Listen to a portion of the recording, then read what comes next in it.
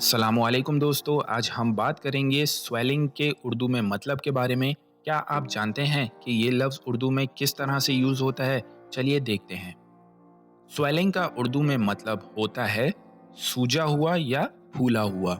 इसको ऐसे समझें कि जब किसी बॉडी पार्ट में टिश्यूज़ या फ्लूइड की वजह से साइज़ बढ़ जाए और उसमें दर्द या बेहिसी हो, तो हम उसे स्वेलिंग कहते हैं।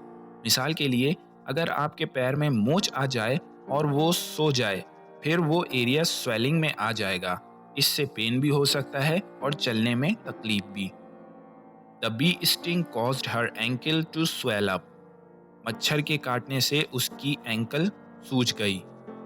या फिर अगर हम किसी चीज़ से एलर्जी ले लेते हैं, तो हमारी आंखें या नाक स्वेलिंग में आ सकती हैं।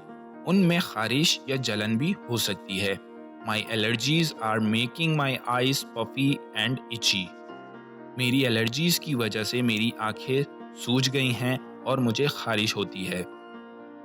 तो याद रखें, जब भी किसी बॉडी पार्ट में टिश्यूज़ या फ्लूइड की वजह से साइज़ बढ़ जाए और उसमें दर्द या बेहिसी हो, तो हम उसे स्वेलिंग कहते हैं। उम्मीद है आपको स्वेलिंग का उर्दू में मतलब समझ आ गया होगा। मिलते हैं अगली वीडियो में। खुदा हाफिज़।